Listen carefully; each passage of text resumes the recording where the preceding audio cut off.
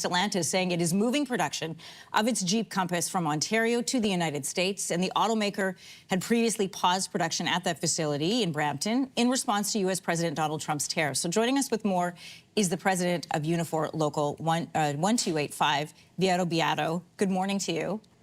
Good morning, Anne-Marie. So Unifor Local 1285 represents workers in this Brampton plant. How are you, first of all, reacting to this decision?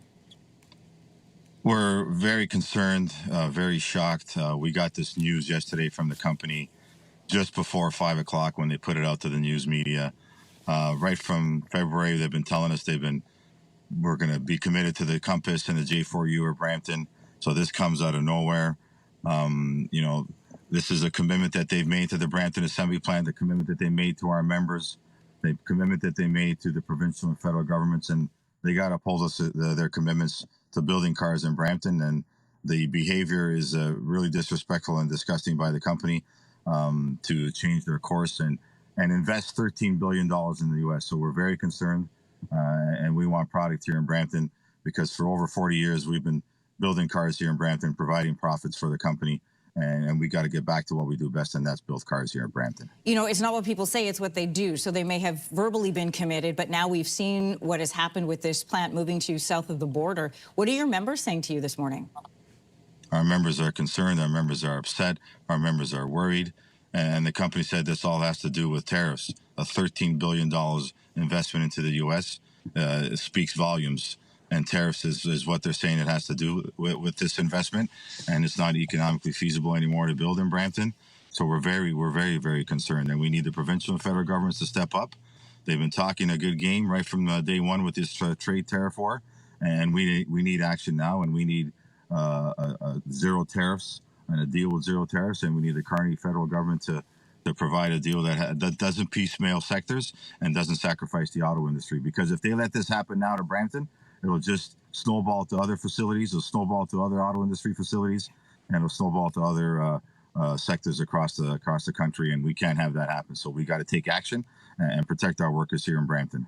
President Trump hasn't just been signaling this, he's been saying it outright since January that this is the plan. Bring automaking back to the U.S. Is this the first domino? Yes, if we don't take action and protect our Brampton assembly plant, this will be the first domino. We cannot let this happen. We can't piecemeal our sectors. We need a trade deal that has zero tariffs. We need to use our leverage, and we need to take action now. The federal and provincial governments need to step up and start protecting their workers, just like they said they were going to do. And now is the time to show how they're going to do it and protect us. What would that look like? Well, we can do a trade deal that has zero tariffs. We have leverage to accomplish that. And if the companies want to sell here, they need to build here. It's as simple as that. In order for that deal to happen, though, you have to have agreement about tariffs from both sides. So even though that may be what's coming from the Canadian side, if the American side says, sorry, we need this south of the border, what room does the government have and what moves do they need to make in order to protect your workers? Well, we can use our leverage to get a deal that makes sense for all our sectors. We can't What's be our leverage? piecemeal. Our leverage is our aluminum. Our leverage is the industries and the sectors that the U.S. government needs that we can use to not just give that up, to make sure that we protect our auto industry and our forest industry. So those are the leverages that we can use, just like we do at the bargaining table. We use leverage to get what we want for our members, and the government should be doing the same thing. Your message to other auto workers, other union members in other parts of this country who are watching what's happening in Brampton and are afraid? Yes, we should be concerned. This is the first domino. If we let this happen, it could spread to all our facilities and all our sectors across the country. President of Unifor Local 1285, Vieto Beato, thank you so much for joining us this morning. Appreciate it. Thank you. Thank you, Anne-Marie.